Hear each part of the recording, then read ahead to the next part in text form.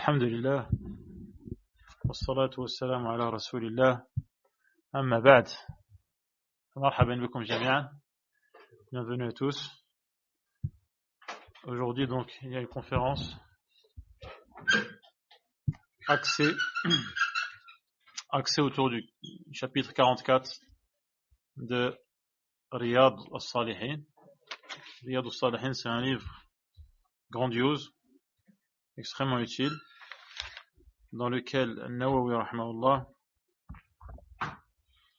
Yahya ibn Sharaf al-Nawawi, donc un des grands savants shafi'ites rahimahullah, a compilé des chapitres qui tournent autour des mérites que le musulman doit chercher à acquérir, à concrétiser.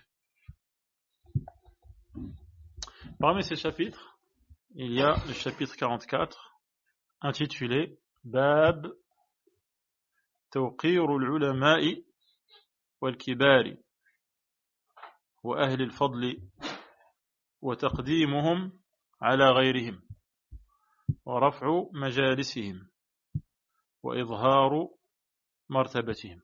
Ce qui signifie que dans ce chapitre, on va voir les arguments qui montrent que al-ulama, pluriel de alim, qui veut dire savant, wa al-kibar, on a traduit par les aînés, les grands, ceux qui sont plus grands que nous, wa ahlul fadli, les gens de mérite, qui ont un mérite particulier, qui se distinguent par des qualités particulières. Ces gens-là, il fait partie de la religion, des bonnes manières par lesquelles on se rapproche d'Allah subhanahu wa ta'ala, que de les respecter, que de leur montrer une forme de respect et de les faire passer avant les autres, de leur laisser les premières places, et également donc lorsque on est réunis, que leur place soit distincte et honorée. On les honore, on est assis ensemble, on les honore et on fait en sorte qu'ils se distinguent des autres dans la manière, soit dans l'endroit où ils sont assis, soit dans l'honneur qu'on leur accorde à ce moment. Et également, il fait partie de la religion de faire savoir, de mettre en évidence leur degré. Donc leur degré qui est supérieur à celui des autres. Donc on voit déjà dans le titre que dans ta vision des choses, dans ta manière de te comporter avec les gens, ta manière d'estimer les gens, tu dois savoir que tout le monde n'est pas au même niveau. Il y a des degrés. Tu ne dois pas avoir le même comportement avec tout le monde. Il y a donc des niveaux. Et cette manière de distinguer les gens et de savoir à quel niveau ils appartiennent, cela est basé sur des textes religieux. Donc cela fait partie de la religion, comme on peut le voir dans ce verset que cite An-Nawawi rahimahullah. قال الله تعالى قل هل يستوي الذين يعلمون والذين لا يعلمون إنما يتذكر أولو الألباب. Dis, est-ce que ceux qui savent, ceux qui ont la science, ceux qui sont savants, et ceux qui ne savent pas, ceux qui n'ont pas de science, ceux qui ne sont pas savants, sont-ils ou seraient-ils sur un même pied d'égalité? La réponse est connue. C'est-à-dire non. Et donc, Allah subhanahu wa ta'ala nous montre qu'on ne peut pas mettre tout le monde au même niveau, sur un même pied d'égalité. Il y a des degrés. Qu'est-ce qui fait que telle personne a un degré supérieur à l'autre? C'est notamment son degré de science. Et le fait que les gens n'aient pas le même degré de science, ça signifie qu'ils ne sont pas tous au même niveau. Innama yatadhakkaru ulul albab. Et donc seuls ceux qui sont doués de raison parviennent à se rappeler, à avoir conscience des éléments qui leur sont utiles. Donc il a cité un verset à ce sujet, il y en a d'autres. Allah subhanahu wa ta'ala dit par exemple يرفع الله الذين آمنوا منكم والذين أوتوا العلم درجات. Ceux qui ont la foi parmi vous et ceux qui ont la science, Allah les élève en degrés. Et Allah dit également نرفع درجات من نشاء. Nous élevons dans les degrés qui nous voulons, c'est-à-dire par la science. Comme Allah subhanahu wa ta'ala a cité ce verset. Après donc un passage dans l'histoire de Youssouf où il montre l'intelligence qu'Allah a donnée à Youssouf, qui lui a permis de réaliser donc une manière d'agir qui lui a permis de garder son frère avec lui. Et Allah montre que par la science, il élève qui il veut en degrés.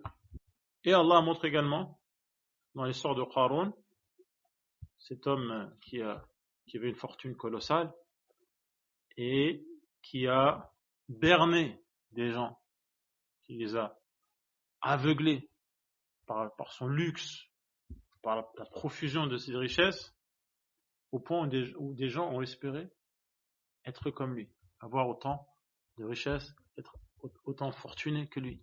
Et les gens ceux qui ont ramené les gens à la raison, ils leur ont ouvert les yeux sur la réalité de cette vie d'ici-bas et que ces richesses ne valent rien en vérité, ce sont qui? Ce sont les gens de science.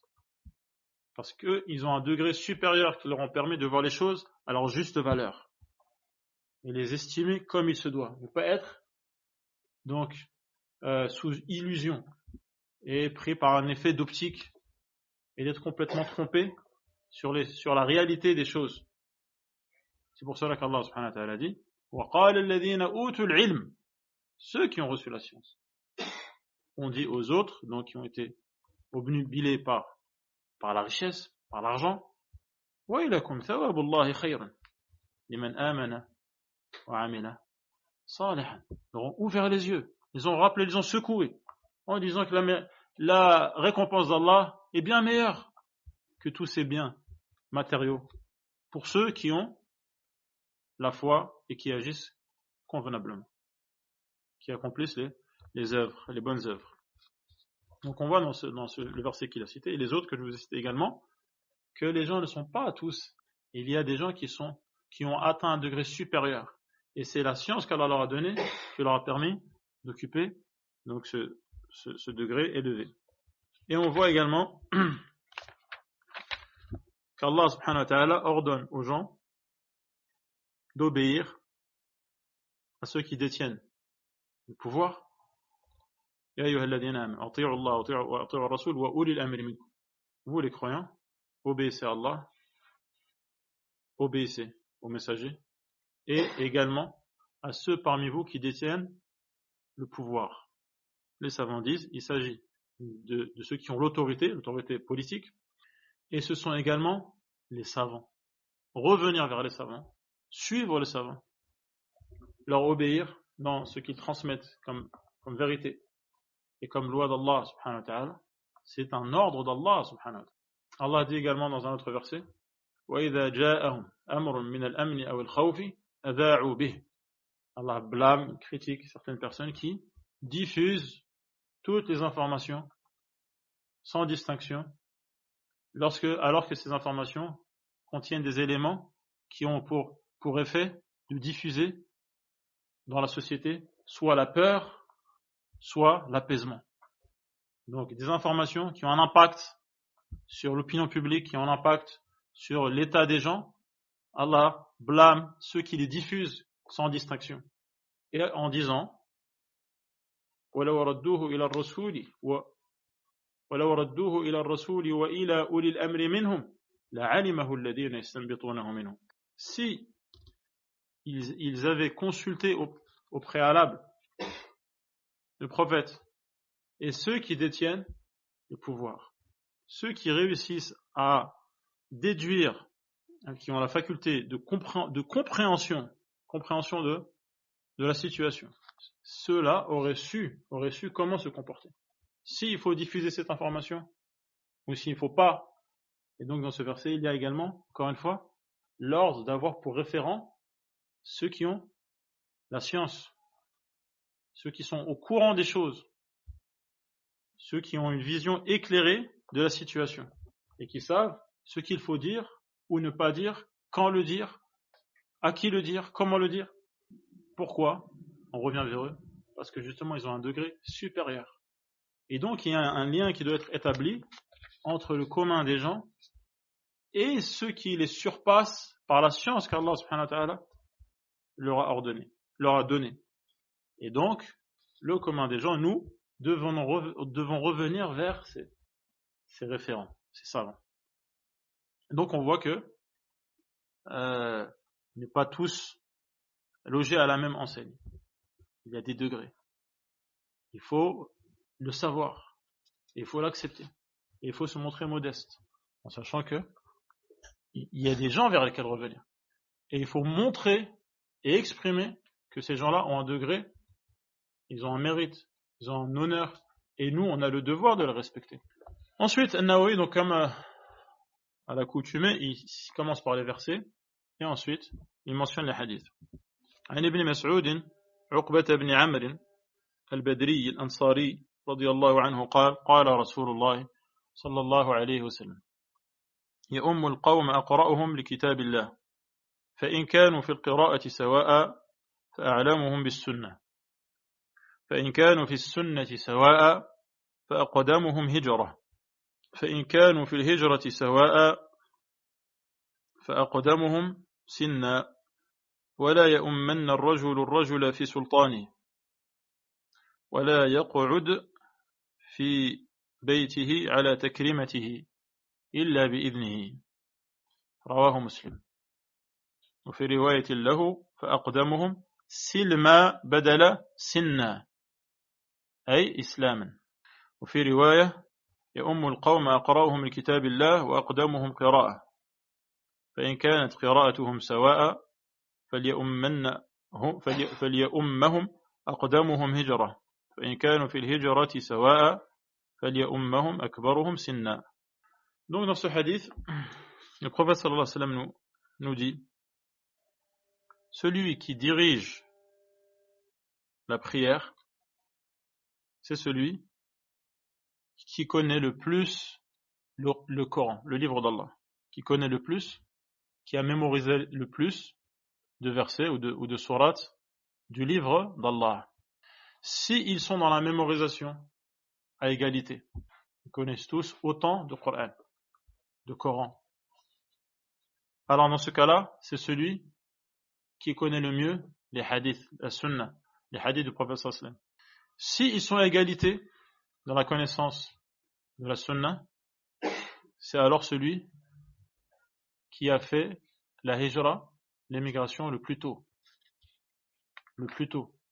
S'ils sont à égalité dans la date, on peut dire, ou l'ancienneté dans l'émigration, alors ce sera le plus âgé. Ce sera le plus âgé qui occupera donc la fonction d'imam, ou la position de imam. Et dans l'autre version, à la place de le plus âgé, c'est celui qui s'est converti le plus tôt, le plus ancien dans l'islam.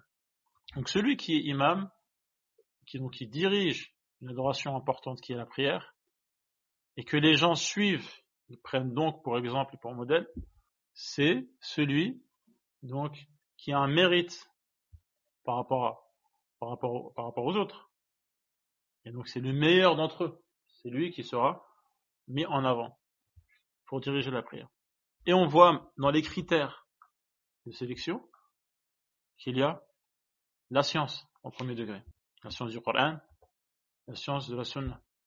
Et il y a également des adorations importantes comme l'émigration pour Allah subhanahu wa ta'ala, savoir quitter un pays de mécréance vers un pays de mécréance où on a un pays de manière générale, un pays de mécréance vers un pays d'islam, et cela est obligatoire quand la personne n'est pas en mesure de pratiquer ouvertement sa religion dans ce pays et qu'elle a les moyens de rejoindre un pays musulman. Ce qu'on appelle al-hijra et qui est en vigueur jusqu'à la fin des temps. Et également parmi les critères de sélection, il y a l'âge. Le fait d'être plus âgé, c'est quelque chose qui est pris en compte dans ta religion. Le fait d'avoir plus de respect pour quelqu'un parce qu'il est plus âgé que toi, ça fait partie de ta religion. Le fait d'honorer les anciens, ça fait partie de ta religion.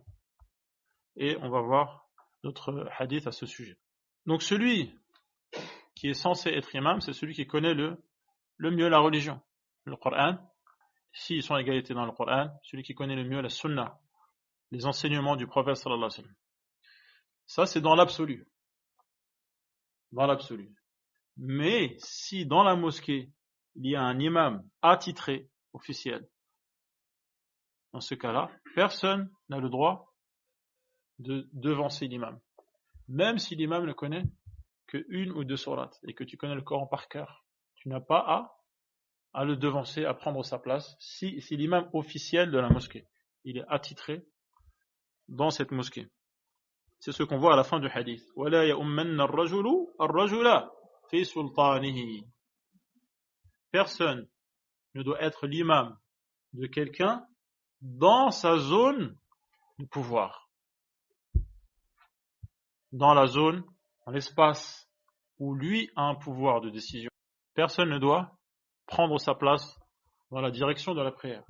Ah, c'est ce que j'allais dire. Donc, l'espace de pouvoir, c'est quoi? C'est soit dans sa mosquée, c'est l'imam de la mosquée, soit chez lui, à la maison. Donc, s'il est chez lui, c'est lui l'imam. Après, ça c'est un droit. Il se peut que il cède ce droit à quelqu'un en lui disant avance-toi et dirige la prière. Mais c'est son droit. Personne ne peut donc lui usurper, le priver de ce droit. Et également, donc ça fait partie du respect. Respecter les positions que les gens ont, le pouvoir que les gens ont dans certaines situations, dans certains endroits. Également, dans ce même chapitre, وَلَا يَقْعُدْ فِي بَيْتِهِ عَلَى تَكْرِمَتِهِ إِلَّا بِإِذْنِهِ. Quand tu es chez quelqu'un, tu ne peux pas t'asseoir dans un lieu qui lui est réservé. Il y a un endroit, un siège, ou un fauteuil, ou un coin, c'est réservé à cette personne. Le chef de famille, par exemple, le maître des lieux. Tu ne dois pas t'asseoir dans cet endroit-là, sauf avec sa permission. Avec sa permission. Tu respectes l'ordre des choses. Il y a un ordre, il y a une organisation, il y a une hiérarchie. Tu ne peux pas venir tout chambouler. An-Nawawi explique وَالْمُرَادُ بِسُلْطَانِهِ مَحَلُّ وِلَايَتِهِ أو الموضع الذي يختص به. Ça on vient de l'expliquer. Et تكريمته وهي ما ينفرد به من فراش وسرير ونحوهما. Donc tu es chez quelqu'un et il y a tel meuble, mobilier qui lui est réservé. Ce fauteuil, c'est que le papa qui s'assoit sur ce fauteuil. Tu ne peux pas venir toi, tu t'assois sur son fauteuil, sauf avec sa permission. Par exemple. وعنه النووي continue وعنه رضي الله عنه قال كان رسول الله صلى الله عليه وسلم يمسح مناكبنا في الصلاة ويقول استووا ولا تختلفوا فتختلف قلوبكم وليلين منكم أولو الأحلام والنهى ثم الذين يلونهم ثم الذين يلونهم. رواه قال النووي رحمه الله والنهى العقول وأولو الأحلام هم البالغون وقيل أهل الحلم والفضل. Donc dans ce hadith, le compagnon Abu Mas'ud, Uqba ibn Amr, al-Badri, donc ça veut dire qu'il a assisté à Badr, ou qu'il habitait dans cet endroit. Il disait, le prophète sallallahu alayhi wa sallam avait pour habitude de passer sa main donc sur nos épaules quand c'était le moment de prier et que on s'alignait en rang, donc il fallait aligner le rang. D'accord? Donc le prophète sallallahu alayhi wa sallam, il mettait les mains sur les épaules pour donc que les rangs soient bien alignés. Et il disait donc istaou, tenez-vous bien alignés. D'accord? Ne soyez pas en divergence sur l'alignement, car cela aurait pour cause une divergence dans vos cœurs. Une divergence dans vos cœurs. Et ensuite, il dit que ceux parmi vous qui sont adultes et doués de raison soient les plus proches de moi. Soient les plus proches de moi. Et ensuite, que viennent après eux ceux qui ont le degré suivant. Et qu'ensuite viennent après eux ceux qui ont le degré suivant. Donc dans ce hadith, le prophète sallallahu alayhi wa sallam, on voit dans l'ordre du prophète sallallahu alayhi wa sallam que le prophète sallallahu alayhi wa sallam choisit des gens en particulier pour qu'ils soient les plus proches de l'imam. Et pas n'importe qui. Ce qui confirme encore une fois le titre de ce chapitre, savoir que les gens n'ont pas tous le même degré. Il y a des gens en particulier, le prophète sallallahu alayhi wa sallam veut que ce soit eux qui soient derrière l'imam. D'accord? Parce que l'imam peut avoir besoin de gens qui vont le rappeler si il a oublié ou s'il s'est trompé. D'accord? Il a besoin de gens qui soient mûrs, qui soient conscients, qui aient une connaissance pour le reprendre. Ou peut-être le remplacer s'il doit quitter la prière.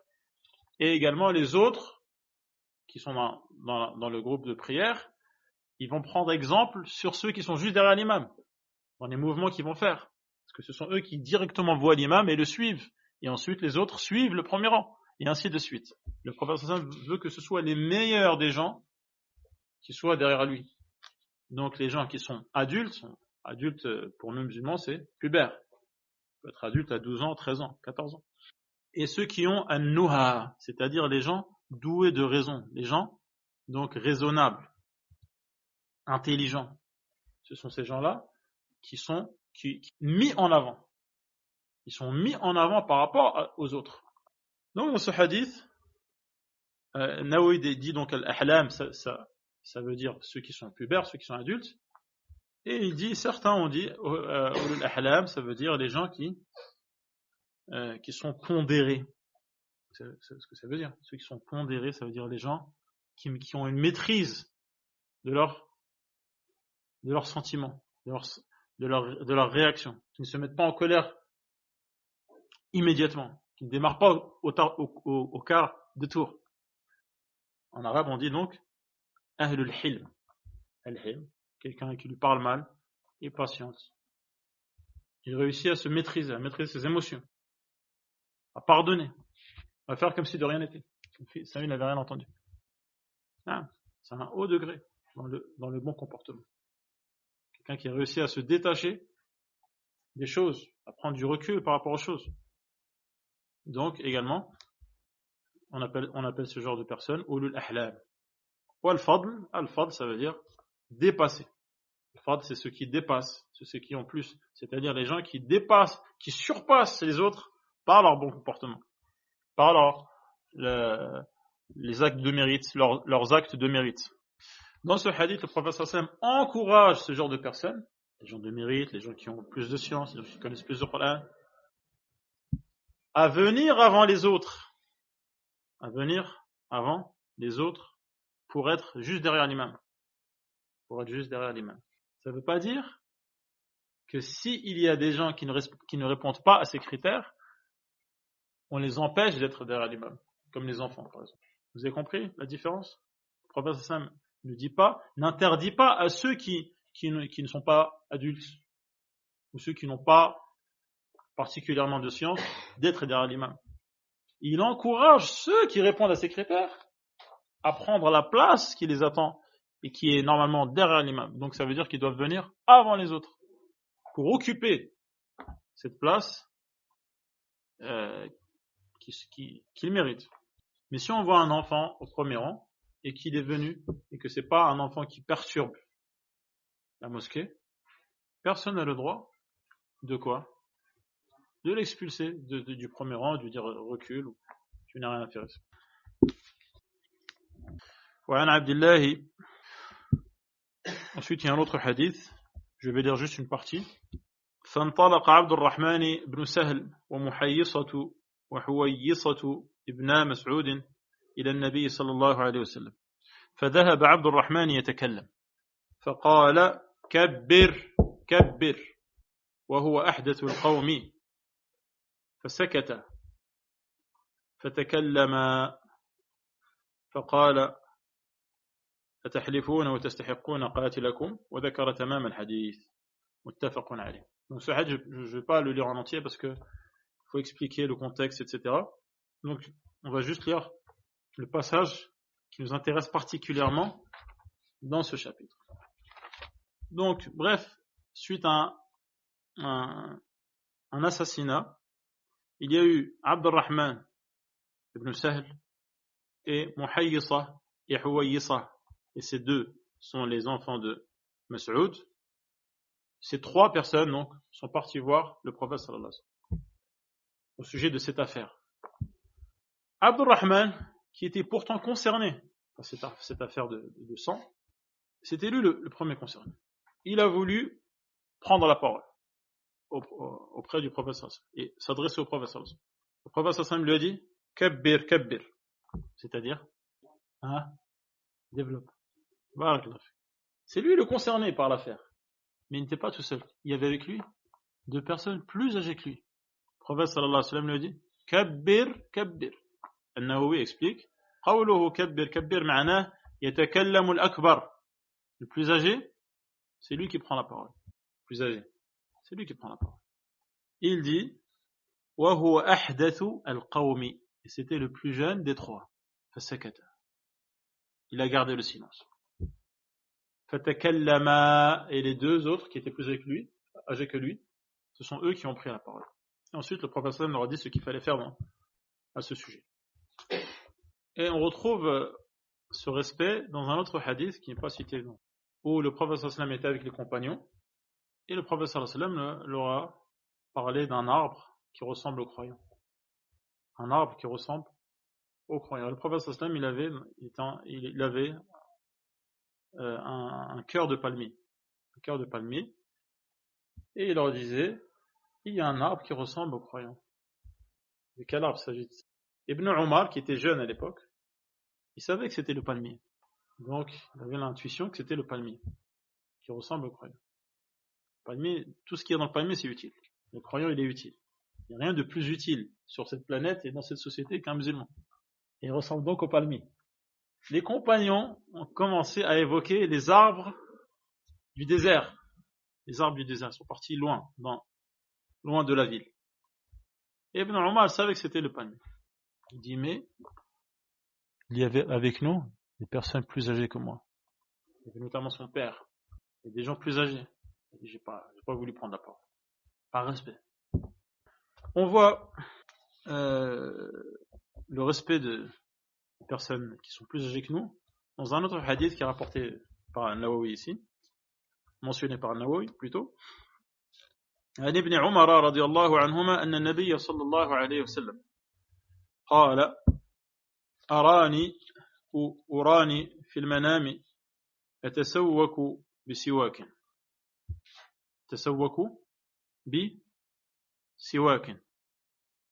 فجاءني رجلان أحدهما أكبر من الآخر فناولت السواك الأصغر فقيل لي كبر فدفعته إلى الأكبر منهما رواه مسلم مسند والبخاري تعليقا. Donc dans ce hadith, le prophète sallallahu alayhi wa sallam dit, je me suis vu en rêve en train de me brosser les dents avec le bâtonnet, qui est le siwak. Donc c'est quoi? C'est un morceau de racine d'arbre, une brosse à dents naturelle. Et deux hommes sont venus me voir, se sont rapprochés de moi. L'un était plus âgé que l'autre. L'un était plus âgé que l'autre. J'ai tendu le siwak vers le plus jeune, vers le plus jeune. On m'a dit alors, le plus grand, ou le plus âgé.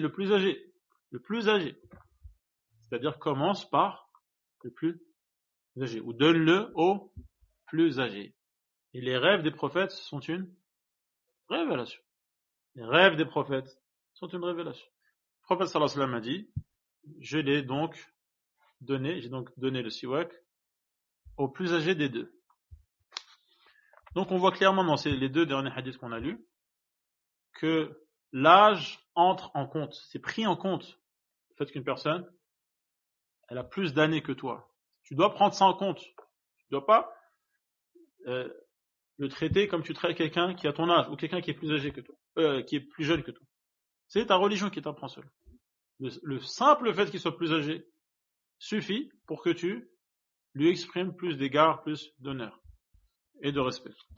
Et on voit également donc plus d'honneur, on voit un exemple qui est que quand il y a quelqu'un qui doit prendre la parole sur une situation, on commence d'abord par les plus âgés. Ça c'est un exemple. Mais ça peut se manifester par différentes manières dans ta vie de tous les jours. D'accord ? Quand tu veux donner, comme on voit, quand tu veux donner quelque chose pour honorer des gens, tu vas commencer par qui ? D'accord ? Et c'est ce qu'on voit dans le dernier hadith qu'on vient de lire, ce qui fait dire aux savants que, par exemple, quand tu veux donner à boire à des gens, eh bien tu vas commencer par le plus âgé. Comme on voit dans ce hadith. Il y a deux hommes, et qu'est-ce qu'on a dit au prophète sallallahu alayhi wa sallam ? Kabbir. Il n'est pas dit dans le hadith, commence par à droite ou commence par la gauche. N'est-ce pas ?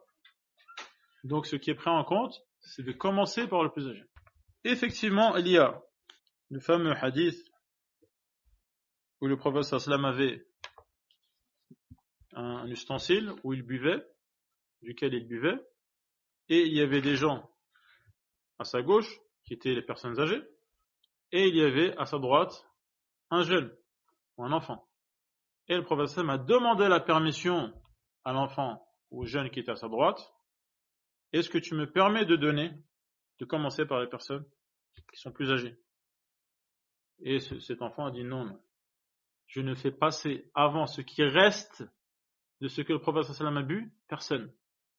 Je vais être celui qui boit juste après toi. Vous avez compris? Et le prophète sallallahu alayhi wa sallam ensuite a commencé par lui, et ce hadith rapporté par Bukhari et Muslim. Donc, comment les savants ont concilié ces deux hadiths? Ils disent, si tu dois donner quelque chose à des gens qui sont devant toi, tu commences par le plus âgé. Mais si les gens, vous êtes tous assis, il y a des gens qui sont à ta droite et des gens qui sont à ta gauche, tu commences par ta droite. Vous avez compris? Ce sont deux situations différentes. وعن أبي موسى رضي الله عنه قال قال رسول الله صلى الله عليه وسلم إن من إجلال الله تعالى إكرام ذي الشيبة المسلم وحامل القرآن غير الغالي فيه والجافي عنه وإكرام ذي السلطان المقسط حديث حسن رواه أبو داود. Dans ce hadith, le prophète sallallahu alayhi wa sallam dit, parmi les choses qui font partie du profond respect envers Allah subhanahu wa ta'ala, de la vénération d'Allah subhanahu wa ta'ala, parmi les choses qui en font partie, il y a honorer le musulman dont les cheveux ont blanchi. Dont les cheveux ont blanchi. Il y a également honorer celui qui connaît le Coran par cœur. Celui qui connaît le Coran par cœur. Et qui n'est pas dans l'exagération au sujet du Coran, ni dans la négligence. Il applique le Coran comme il se doit, sans en faire trop et sans être négligent. Il y a également le fait honorer celui qui est au pouvoir et qui est juste. Honorer ces trois types de personnes fait partie de quoi? Du profond respect envers Allah. Donc, vous voyez en quoi c'est une adoration? Et ce respect, c'est une manière pour toi de te rapprocher d'Allah. Parce que tu donnes de l'importance aux choses auxquelles Allah a donné de l'importance. Tu n'as pas une grille de valeurs et une manière de dire qui mérite le respect ou qui ne le mérite pas, selon tes critères à toi. Tu es soumis à Allah et tu donnes à chacun ce que lui veut que tu donnes. Et en ça, c'est une soumission à Allah en vérité. Une manière de se rapprocher de lui.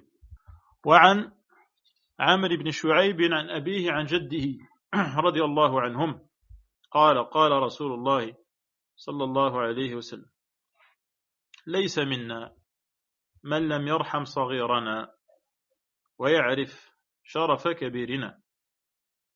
حديث صحيح رواه أبو داود والترمذي، وقال الترمذي حديث حسن صحيح، وفي رواية أبي داود حق كبيرنا. Le prophète sallallahu alayhi wa sallam dit, celui qui n'a pas pitié de nos petits et qui ne reconnaît pas la noblesse ou la valeur de nos aînés, de nos anciens, les anciens parmi nous, cette personne ne fait pas partie des nôtres. Ne fait pas partie des nôtres. Ne fait pas partie des nôtres. Celui qui n'a pas pitié des petits et qui n'honore pas les aînés, personnes âgées, ou les personnes qui ont un statut important, al-kabir, ceux qui sont les nobles dans la société. Et ensuite, il y a un hadith, donc ce qui semble, c'est que c'est une parole de Aïcha. C'est une parole de Aïcha.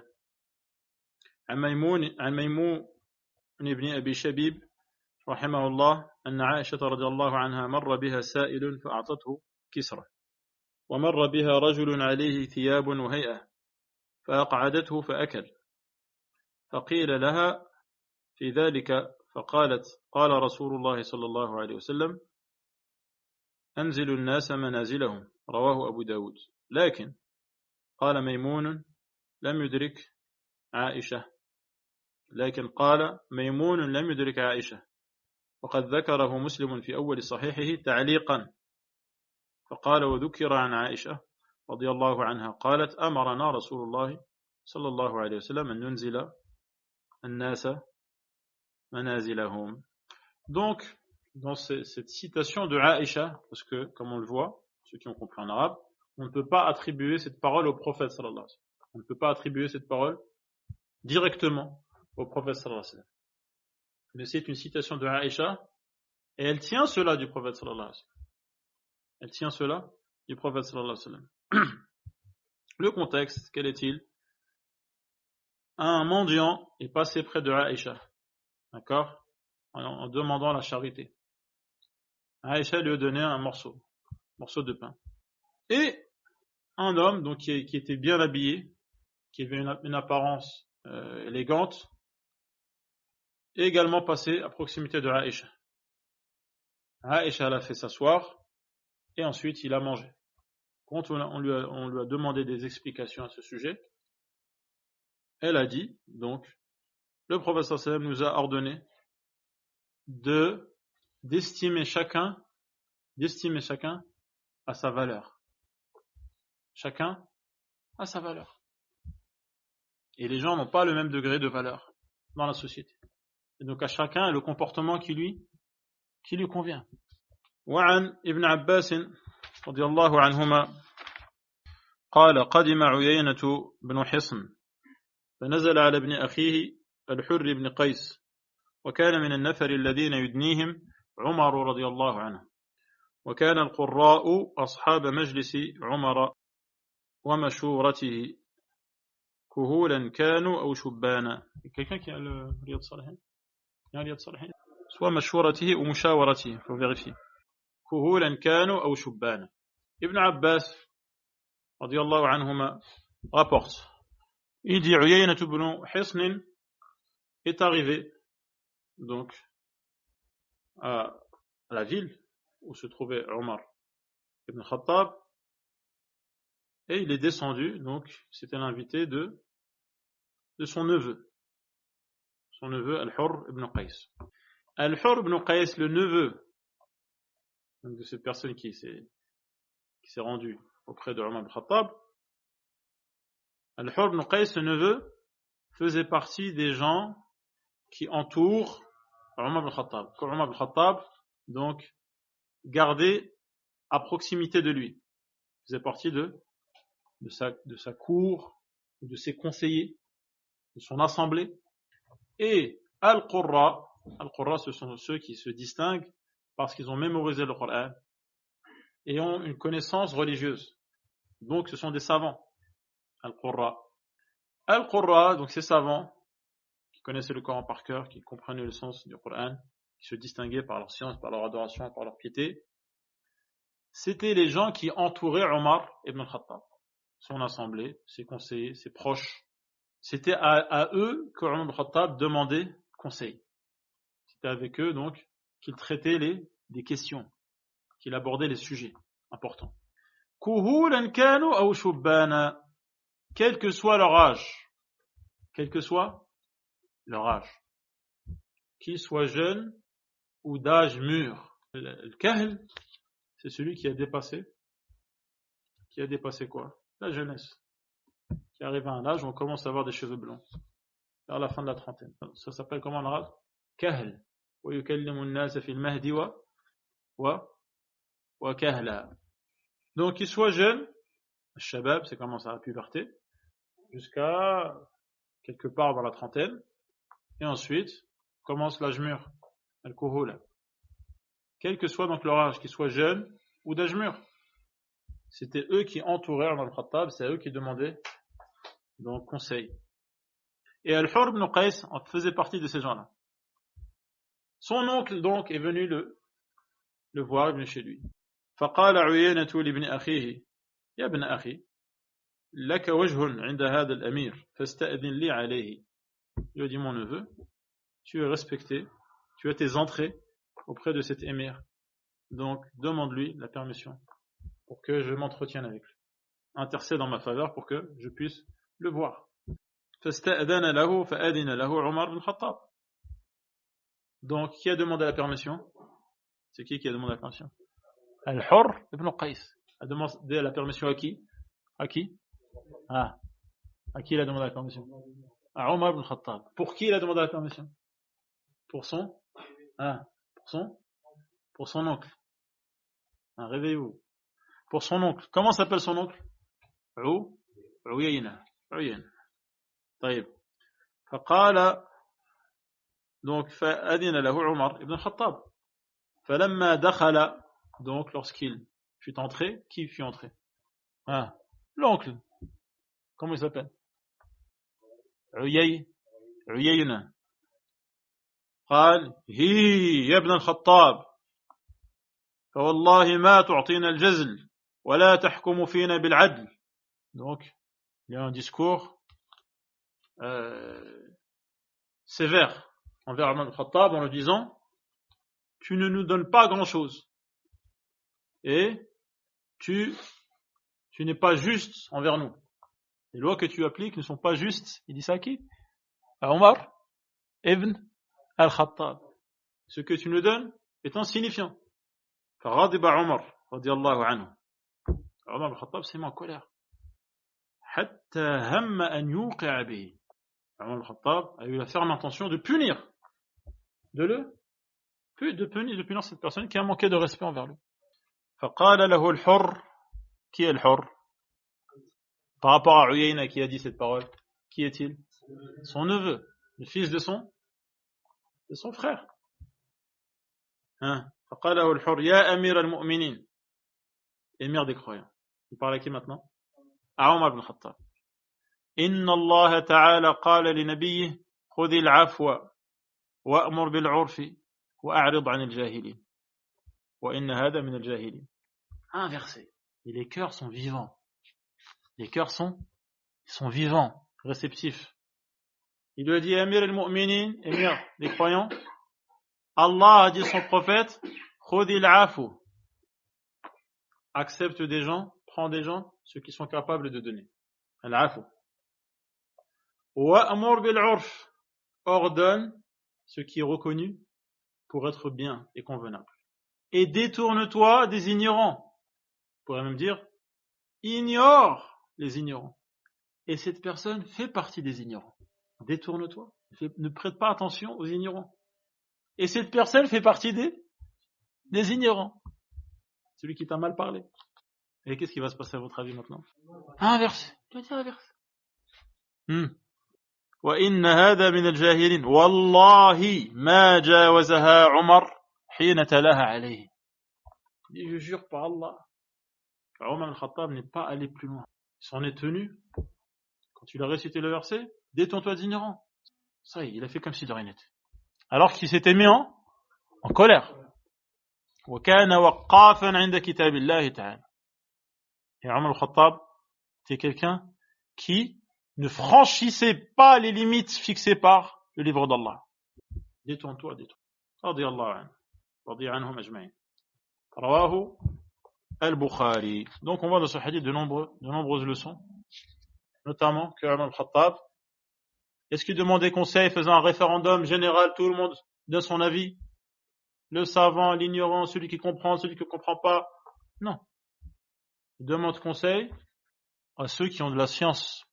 Il n'est pas tout le monde sur un même pied d'égalité. Tout le monde est égal, tout le monde a un droit, un homme, une voix, tout le monde a le droit de parler, tout le monde a le droit de donner son avis. Non. Ceux qui sont en mesure d'éclairer sur une situation, de gérer un dossier, de participer activement dans le bien, parce qu'ils savent quoi dire et comment le dire, ce sont eux. Donc, que celui qui a une responsabilité, une autorité, c'est vers ces gens-là qui se tournent. Et donc, ce qui confirme le titre du chapitre, que les gens occupent des degrés différents. Et parmi donc le fait d'honorer ceux qui ont de la science, il y a le fait de leur demander leur avis, de le prendre en considération.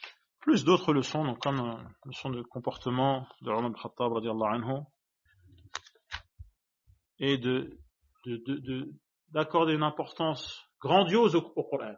Quand il y a un interdit dans le Coran, c'est quelque chose qui est infranchissable. Un verset là-dessus.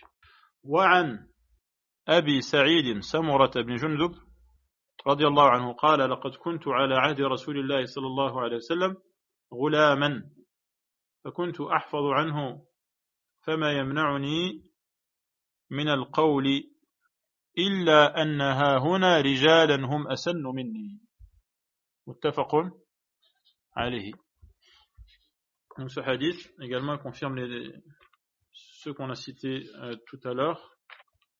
Samura ibn Jundub dit, à l'époque du prophète sallallahu alayhi wa sallam, à l'époque du messager d'Allah, car dans le couvre d'éloge et le salut, j'étais un enfant, et je retenais les paroles qu'il prononçait.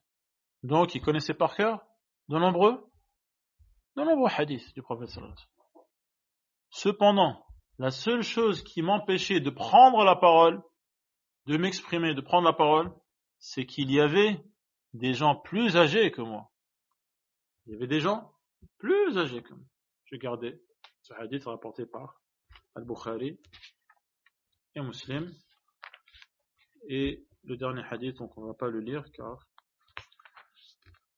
Donc on a vu dans ce chapitre ce qui confirme le titre qui est un résumé, un condensé de ce qu'on peut comprendre de ces textes au sujet du respect qu'on doit avoir envers ceux qui ont plus de science que nous, ceux qui sont plus âgés que nous, qui nous ont précédés dans l'adoration d'Allah, qui ont plus d'expérience que nous, et ceux qui ont plus de mérite que nous.